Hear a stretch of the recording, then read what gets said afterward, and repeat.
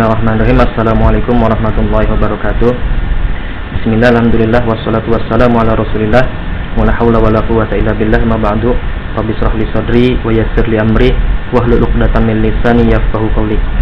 Terima kasih saya sampaikan kepada host dan moderator Pak Unan dan Pak Yusuf yang telah memberikan kesempatan.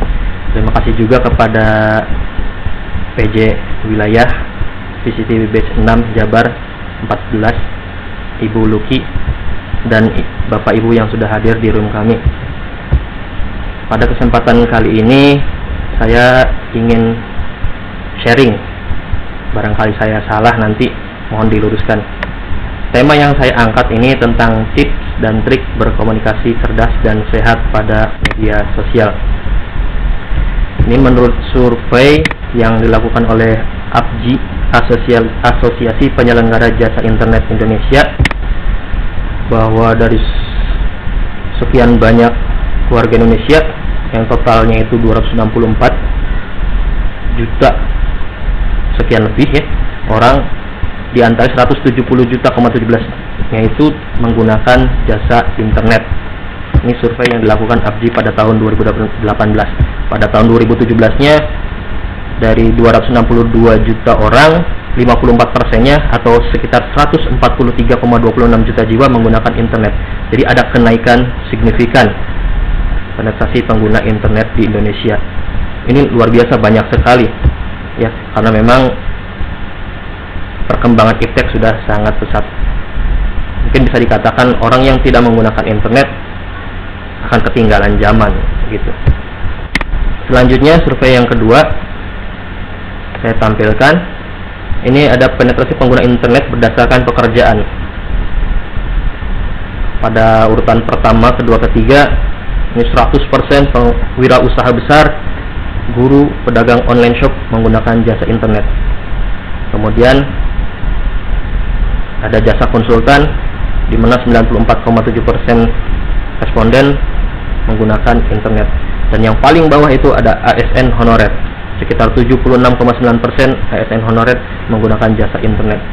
Jadi internet ini sudah menjadi bagian kehidupan kita. Yang berikutnya, konten internet, media sosial apa yang paling sering dikunjungi?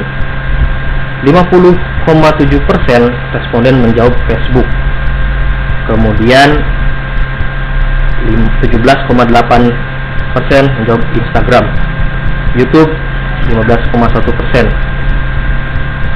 dan masih banyak lagi. Di hampir setiap hari banyak orang mengakses YouTube, mengakses Instagram dan Facebook. Ini dunia maya yang sering kita kunjungi. Bapak Ibu semua, internet itu sebetulnya sangat memudahkan kita ya. Kalau kita dalam keadaan jauh bisa mendekatkan, dan ini sisi positifnya. Sisi negatifnya, internet ini membuat yang dekat menjadi jauh, seperti yang saya tampilkan. Pada gambar yang sebelah kanan ini, yang saya tampilkan ini, dalam kaleng foto atau gambar kaleng Hongguan ya kalau tidak salah, meskipun ayahnya tidak ada, tapi mereka masih berhubungan melalui internet. Nah, sedangkan yang sebelah kiri ini, mereka duduk berdampingan, tapi masing-masing hidup dalam dunia mayanya. Nah, ini luar biasanya, ada sisi positif dan sisi negatifnya internet itu, atau media sosial. Nah, ada sebuah opini, katanya orang yang memiliki sifat baik di dunia nyata, maka akan muncul juga sifat baiknya itu di dunia maya. Dan sebaliknya, orang yang memiliki sifat jelek di dunia nyata, maka akan muncul juga sifat jeleknya itu di dunia maya. Kalau kita terbiasa berkata yang baik, maka ketika kita menemukan sebuah postingan di media sosial, kita pasti akan menanggapinya dengan cara yang baik pula. Tapi kalau kita sudah terbiasa berkata yang buruk, ketika ada konten kita akan terbawa emosi untuk mengomentari postingan tersebut. Ini sudah, menurut saya ini benar-benar terjadi nih. Sifat baik di dunia nyata pasti akan tampil sifat baiknya itu di dunia maya. Makanya bisa dikatakan kalau ketika kita membaca sebuah postingan atau komentar dari sebuah postingan ada kalimat-kalimat yang tidak baik, bisa dipastikan orang itu sudah terbiasa berkata yang tidak baik pula di kehidupan nyatanya. Nah, selanjutnya ini ada beberapa kejahatan nih yang muncul dalam dunia internet. Yang pertama ada cyberbullying, yaitu kekerasan dan pelecehan melalui internet. Kekerasan dan pelecehan, kekerasan berupa verbal atau komentar-komentar pedas. Ini di zaman sekarang ketika kita membaca postingan di Facebook misalkan, kemudian ada komentar, itu tidak segan-segan para netizen itu untuk mengatakan kata-kata kasar. Mohon maaf, seperti kata goblok lah, bodoh lah, wah segala macam disebutkan. Mohon maaf, ini jangan sampai diulang nih. Ya. Kemudian ada cyber fraud, yaitu informasi tidak benar di internet atau berita hoax, dan juga penipuan transaksi online. Ada lagi kejahatan yang berikutnya, itu berupa pornografi melalui internet, gambar-gambar bugil dan tidak senonoh, atau pula video asusila. Yang berikutnya, kejahatan yang berikutnya adalah cyber gambling, yaitu permainan judi berkedok game sosial media. Dan yang kelima ada cyber stalking, penculikan dengan kenalan di sosial media. Ini masih ada nih. Kemarin istri saya cerita, katanya dia lihat berita ada remaja SMP kenalan dengan seorang laki-laki yang berusia sudah senja lah. Diajak kenalan, laki-laki itu ketika memasang foto profilnya, foto profil yang masih muda, diajak ketemuan, si perempuan itu mau, pas di TKP di tempat pertemuan malah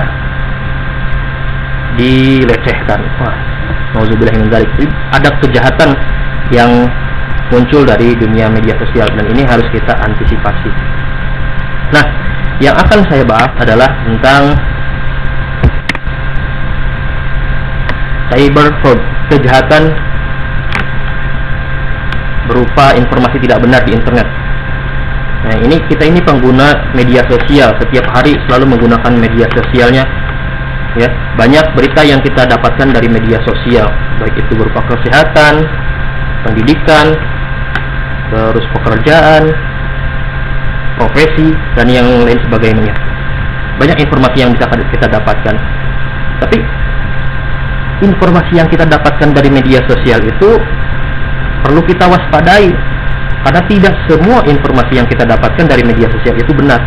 Ada kalanya informasi itu berupa kebohongan. Saya akan menampilkan sebuah survei dari Mastel.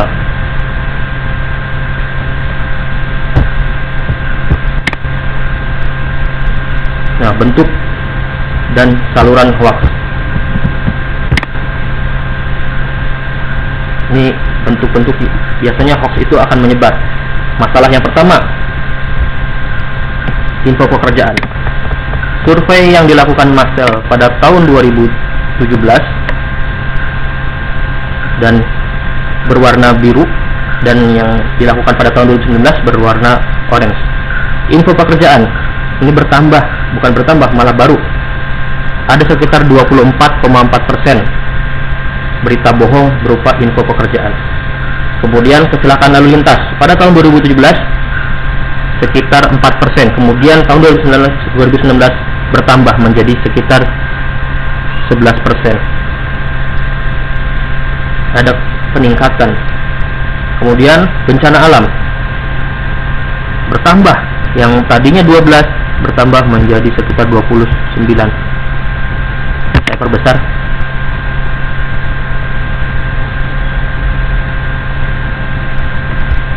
Ya, bencana alam 10, kemudian pada tahun 2019 bertambah menjadi 29%. Banyak sekali peningkatannya. Kemudian tentang bencana alam ada sosial budaya, dan yang paling bawah selanjutnya ragam bentuk hoax yang sering diterima. Pada tahun 2017, di survei 2017 digali informasi tentang bentuk hoax yang paling banyak diterima, yaitu berupa tulisan sekitar 57,90%, berupa gambar 37,50%, dan video 0,40%.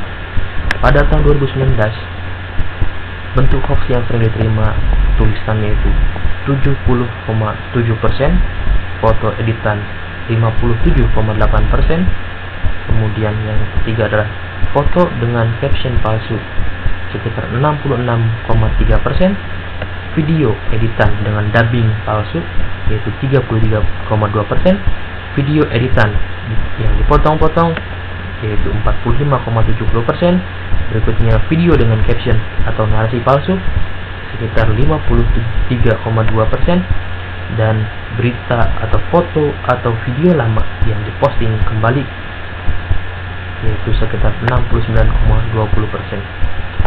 Di survei 2019, informasi yang digali adalah ragam dari bentuk hoax yang sering diterima. 3 ragam bentuk hoax yang sering diterima adalah tulisan, foto dengan caption palsu, dan berita atau foto atau video lama yang diposting ulang. Ini menandakan bahwa pada tahun 2019 berita hoax masih sangat besar. Terlebih lagi berita lama atau foto atau video yang lama diposting kembali karena mungkin masih relevan isunya. Ini menandakan atau menunjukkan pada kita bahwa kita harus hati-hati terhadap berita yang kita terima.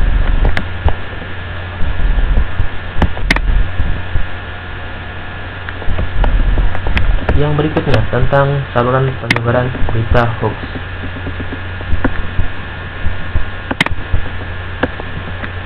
Grafik berwarna biru menunjukkan survei pada tahun 2017 dan grafik berwarna orange menunjukkan survei pada tahun 2019. Saluran pertama melalui sosial media.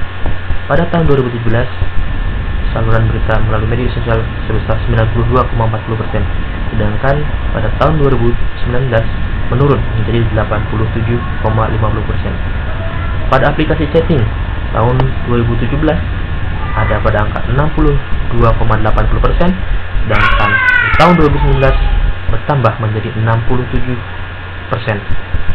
Pada website di tahun 2017 34,90%, tahun 2019 menurun menjadi 28,20%. Kemudian ada juga di media cetak, yaitu tahun 2017 5% dan meningkat pada tahun 2019 menjadi 6,40%. Ini menandakan bahwa sosial media tetap menjadi saluran penyebaran yang tertinggi, disusul dengan aplikasi chatting. Ya, sosial media Facebook, Instagram, aplikasi chatting seperti WhatsApp, Telegram, ini menjadi saluran penyebaran berita hoax. Maka kita harus benar-benar hati-hati, ketika menerima sebuah informasi.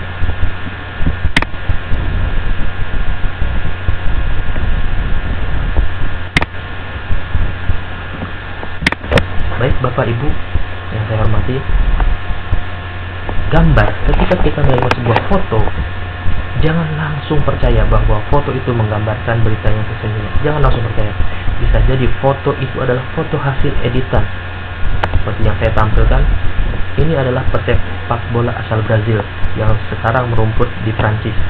Namanya adalah Neymar Junior. Tapi hasil olahan sebuah aplikasi pengedit foto, Neymar mengenakan seragam Hansik. Ini adalah contoh foto hasil editan di mana gambarnya sangat meyakinkan sekali. Tapi sekali lagi, jika melihat kenyataan, ini adalah seorang pesepak bola, bukan seorang security atau Hansik Limas barangkali. Saya akan berikan contoh lagi foto hasil editan. Nah, ini seorang pesepak bola ternama, ya, dikenal dengan CR7 atau Cristiano Ronaldo dengan nomor punggungnya yang khas yaitu 7. Pesepak bola asal Portugal yang sekarang berumput di Italia bersama klub Juventus. Seragamnya harus seragam Juventus, tapi lihat di foto ini, dia mengenakan seragam Indomaret. Ini menandakan bahwa foto itu tidak bisa dijadikan alasan yang kuat, karena foto bisa dirubah. Berikutnya, foto hasil editan. Nah, jika tadi Cristiano Ronaldo menggunakan seragam Indomaret, sekarang menggunakan seragam Alfamart.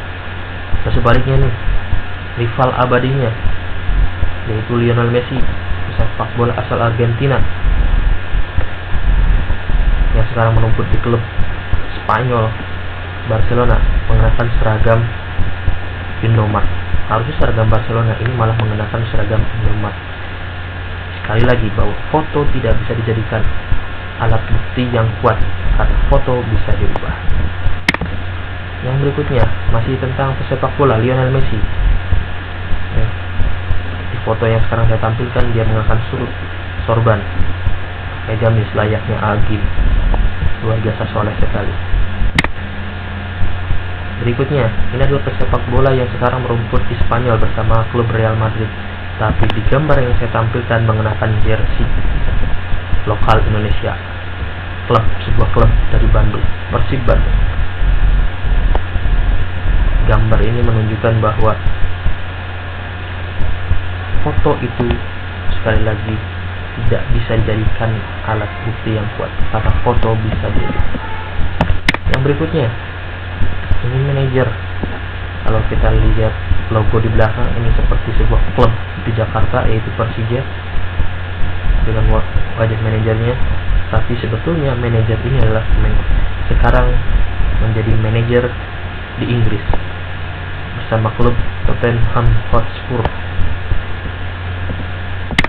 Berikutnya, nah ini agen mie instan ya. Kalau tidak salah ini adalah Presiden Korea Utara Kim Jong Un. Tapi dari foto ini menunjukkan bahwa Kim Jong Un menjadi seorang agen mie instan. Ini jika ketahuan Presiden korup, kita bisa dihukum nih. Tapi ini contoh ya, Bapak Ibu. Ini bukan foto yang asli, ini adalah editan sekali lagi. Ini editan. Foto-foto tadi bisa dirubah menggunakan aplikasi Photoshop. Jadi sekali lagi saya tekankan bahwa sebuah gambar tidak bisa, atau jangan percaya pada sebuah gambar karena gambar bisa diedit. Gambar tidak bisa mengartikan keadaan yang sebenarnya. Yang berikutnya, screenshot dari WhatsApp. Bapak Ibu jangan percaya ketika mendapatkan screenshot sebuah percakapan di aplikasi chatting WhatsApp. Kenapa? Karena itu juga bisa direkayasa. Contohnya, ini ada sebuah contoh. Saya ya, di contoh ini Presiden Insinyur Joko Widodo mengirim pesan kepada saya. Saya bacakan, Saudara Rizal Imam Mahdiana, di tengah pandemi ini saya ingin mengangkat saudara menjadi duta COVID-19. Apakah saudara bersedia? Kemudian saya balas, saya merasa terhormat atas penawaran Bapak Presiden. Tapi mohon maaf Bapak, saya tidak bersedia menjadi duta COVID-19. Bapak Presiden bertanya, loh kenapa? Saya menjawab, karena saya ingin menjadi staf khusus Bapak Presiden. Lumayan kan, staf khusus milenial. Bapak Presiden malah menjawab, ya sudah, saya beri sepeda saja, ambil sepedanya. Screenshot WhatsApp ini adalah rekayasa. Ini bukan keadaan yang sebenarnya. Bapak Presiden tidak pernah memberikan pesan pada saya, mengirim pesan kepada saya. Ini adalah rekayasa. Bisa. Ada caranya. Jika Bapak Ibu ingin tahu caranya bagaimana, Bapak Ibu pergi ke Google, kemudian ketik fake WhatsApp chat. Di situ akan muncul tentang bagaimana cara merekayasa sebuah pesan. Kita bisa menyeting tampilan teleponnya, baterainya, koneksinya, dan pesannya. Kita bisa mengirim gambar pula, akan muncul fake WhatsApp. Jadi jangan percaya ketika ada sebuah screenshotan, karena sekali lagi gambar tidak bisa dijadikan alat bukti yang kuat karena tidak menggambarkan keadaan yang sebenarnya. maka kita benar-benar perlu berhati-hati, sangat berhati-hati ketika mendapatkan informasi berupa gambar. Yang berikutnya, bagaimana kalau screenshot dari sebuah berita online? Konten bisa berubah. Saya baru saja membaca sebuah berita. Yang sebelah kiri saya, judulnya adalah update corona di Banten, 229 positif, 36 meninggal dan 31 sembuh. Ini berita asli yang saya ambil dari Detik News. Kemudian saya rubah judulnya, update corona di Banten, 229 positif, 100 meninggal dan 31 sembuh. Beda, sangat beda antara yang kiri dengan kanan. Yang kiri 36 meninggal dan yang kanan 100 meninggal. Ini bisa dirubah, Bapak Ibu. Sekali lagi, ini bisa dirubah. Bagaimana caranya? Gampang sekali. Bapak Ibu tinggal blok saja judulnya. Bapak Ibu masuk ke sebuah berita online, blok judulnya, klik kanan inspect. Akan bisa, Ibu Bapak bisa merubah sendiri judulnya. Kemudian di screenshot, disebarkan. Banyak orang yang seperti itu, menyebarkan berita bohong berupa gambar dengan menyertakan judul sebuah berita, ternyata beritanya sudah dirubah terlebih dahulu. Judul beritanya sudah dirubah terlebih dahulu. Maka perlu hati-hati. Nah, Ibu Bapak guru, Ibu Bapak hebat, bagaimana cara mendeteksi bahwa berita itu adalah berita bohong? Yang pertama, cek alamat URL. Apakah berakhiran aneh seperti .com, .co dan sebagainya. Contohnya, barangkali Bapak Ibu pernah mendapatkan sebuah link SMS, ya, selamat Anda mendapatkan hadiah 100 juta dari undian bla bla bla. Klik link untuk mengunjungi atau klik link untuk info lebih lanjut. Linknya adalah undian bla bla bla 123.co.com. Nah, itu sudah dipastikan alamat URL itu sangat tidak bisa dijadikan, atau alamat URL itu palsu. Kemudian cek situs tersebut.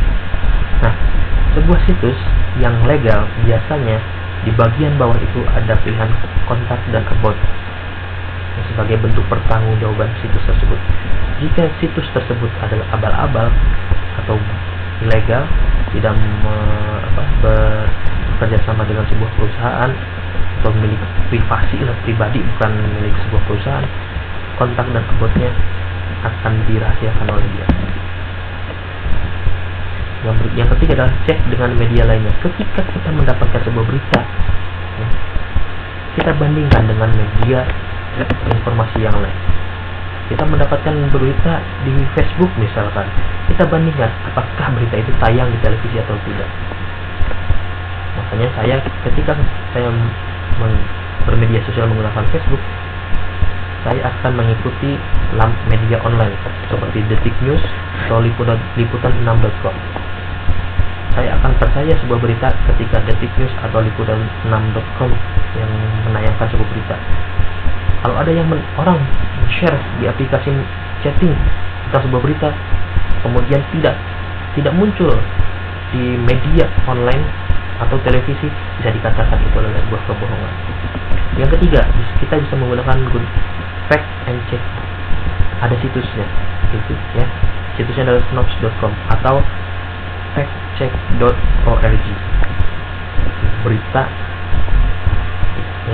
itu bisa kita cek keasliannya. Yang berikutnya, siapa penulis dan narasumbernya? Googling, kita cari informasi tentang mereka, tentang penulis, narasumbernya.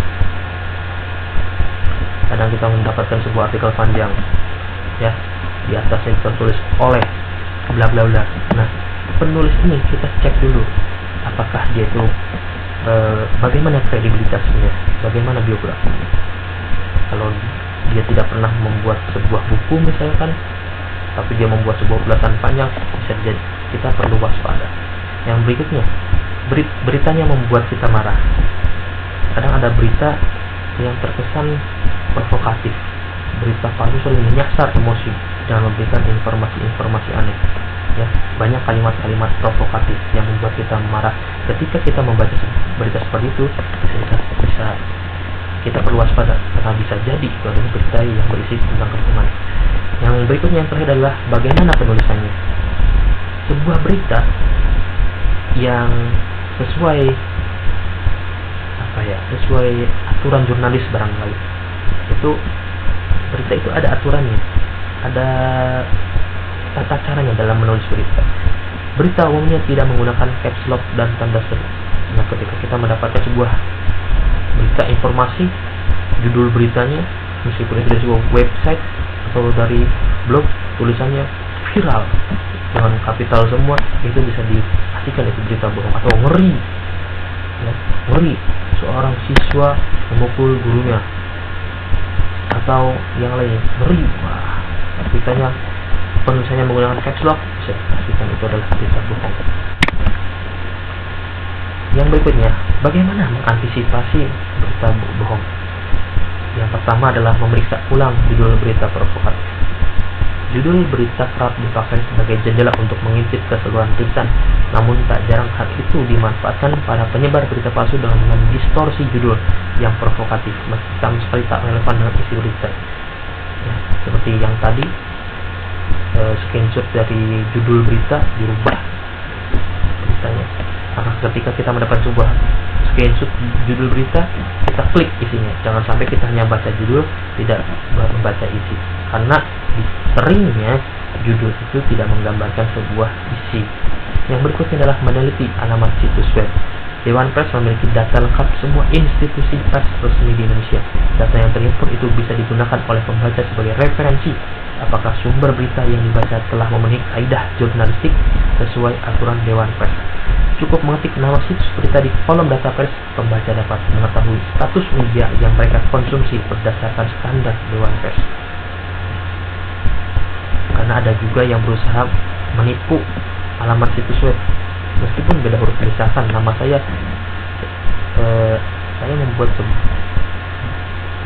membuat sebuah perusahaan media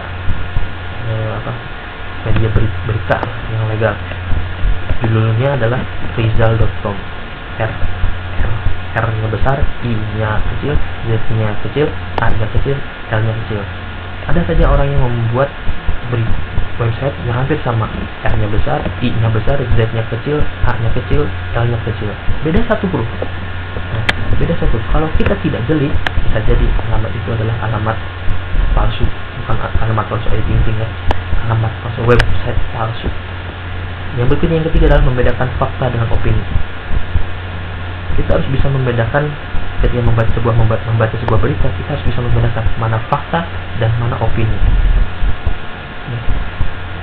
Kita tidak boleh menelan mentah-mentah ucapan dari seorang narasumber, ya, yang dikutip oleh situs berita. Seringkali hal itu luput dari pembacanya.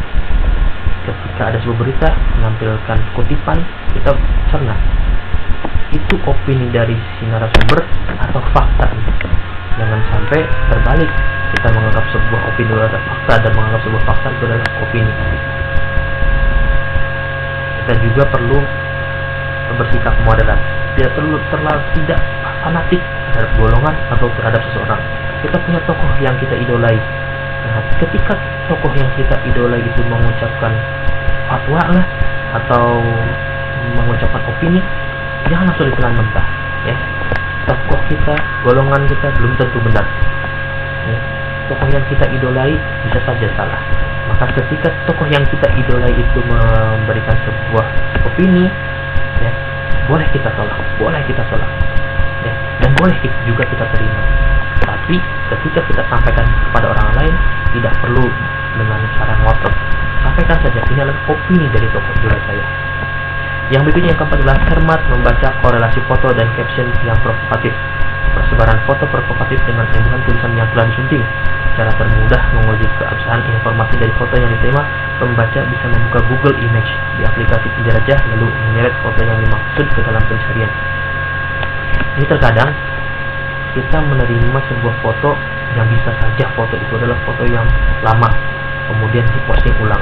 Nah, untuk menguji kebenaran foto tersebut, ya. Kita bisa menguji kebenaran foto tersebut dengan cara ke Google Image, kemudian kita share atau kita simpan foto tersebut. Nanti akan muncul informasi tentang foto tersebut. Yang berikutnya, yang kelima adalah ikut serta dalam komunitas daring. Ya. Menurut Mavindo, setidaknya ada 4 komunitas yang getol memerangi berita palsu di Indonesia. Keempatnya itulah yang menjelma menjadi Mavindo dengan model crowdsourcing. Ya. Atau gampangnya kita perkuat lagi literasi digital. Jadi begini, Bapak Ibu, literasi ilmu, dalam literasi ilmu saya sangat takzim, menaruh hormat kepada Bapak Ibu guru karena literasi ilmunya. Tapi bukan berarti setiap informasi yang saya terima dari Bapak Ibu guru saya pegang kuat, tidak. Kenapa? Karena kadang-kadang Bapak Ibu guru itu lemah, kuat dalam literasi ilmu tapi lemah dalam literasi digital. Apalagi zaman sekarang, dapat berita begini langsung di-share, dapat berita begitu langsung di-share. Literasi digitalnya kurang. Literasi digital itu membandingkan sebuah berita yang satu dengan berita yang sama dengan media yang lain gitu. Mendapatkan berita ini, berita tentang A dari media A atau dari seseorang, harusnya dicek ulang dari sumber yang lain.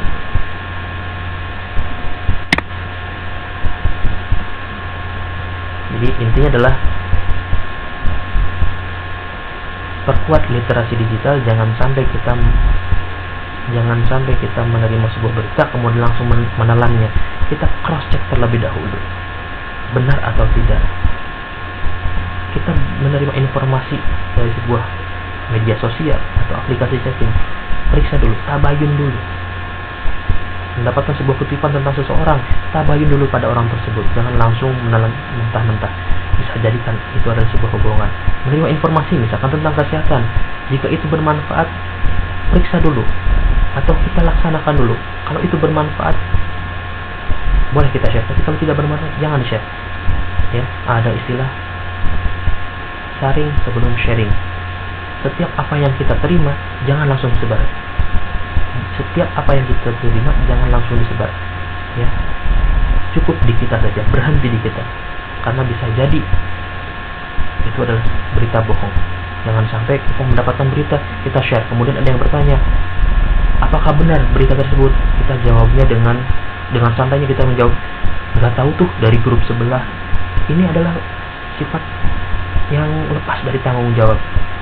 Kalau kita tidak tahu kebenarannya, sudah, jangan di-share ke grup yang lain. Misal dapat pesan dari WA, ada yang bertanya, apakah benar? Kita jangan langsung di-share, cukup berhenti di kita.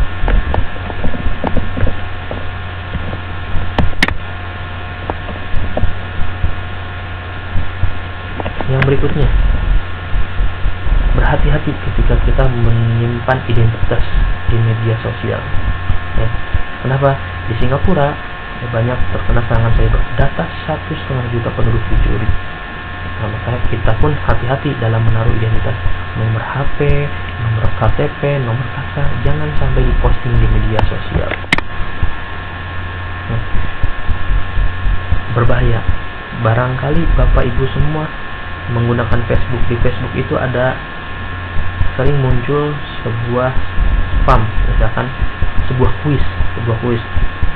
Apa zodiakmu? Ketika kita klik, atau apa keberuntungan bulan ini, ketika kita klik, kita diharuskan login menggunakan Google atau menggunakan Facebook. Dimana di Facebook, misalkan di Facebook kita tertera alamat email, tertera nomor HP, tertera identitas yang lain seperti pernah sekolah di mana, kenalan kita siapa saja, itu data kita bisa dicuri. Maka berhati-hati ketika menggunakan Facebook. Jangan langsung ada sebuah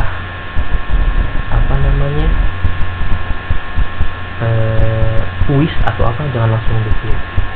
Karena saya pernah melihat apa warna keberuntungan hari ini, atau ada sebuah tampilan di situ di Facebook saya, bagaimana wajah Anda 30 tahun yang akan datang. Ketika saya klik di situ, saya harus login dulu menggunakan Facebook. Dimana dalam Facebook saya itu tertera nomor telepon saya. Setelah saya masuk, memang sih menyenangkan, hiburan. Nanti akan muncul foto saya 30 tahun yang akan datang bagaimana. Tapi resikonya data saya akan diambil oleh pemilik web tersebut. Nanti ketika data kita dicuri, maka bisa saja akan muncul spam SMS seperti ini. Atau SMS penipuan, selamat Anda mendapatkan hadiah total 100 juta. Entah itu dari mengatasnamakan bank lah, acara di televisi lah, atau online shop. SMS seperti ini muncul karena data kita dicuri. Bagaimana data dicuri? Bisa jadi di media sosial kita mencantumkan, maka hati-hati ketika menyimpan nomor telepon. Jangan sekali-kali memposting nomor KTP, jangan sekali-kali memposting nomor kakak, itu adalah identitas kita. Kemudian ketika kita mengupdate status, hati-hati, jangan sampai media sosial itu untuk urusan sosial, bukan urusan personal. Jadi hindari memposting urusan personal. Ini contohnya adalah boarding pass.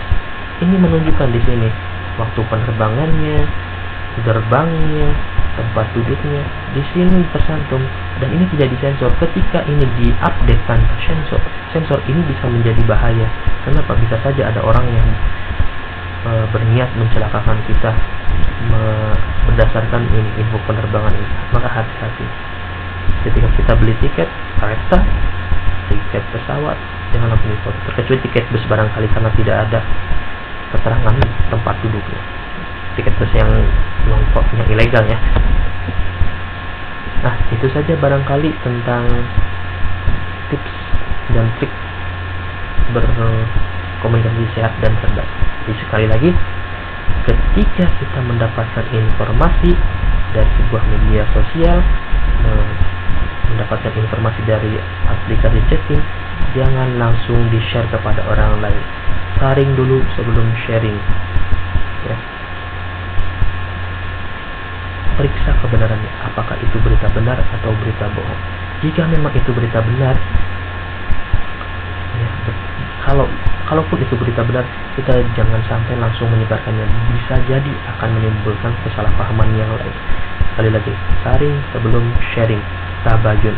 Kemudian ketika kita menggunakan atau ketika kita hidup di dunia maya, ya, tanamkan sifat baik sehingga apapun yang muncul di dunia maya yang kita tampilkan tetaplah sifat baik, bukan sifat yang buruk. Itu saja. Terima kasih atas perhatiannya. Wassalamualaikum warahmatullahi wabarakatuh.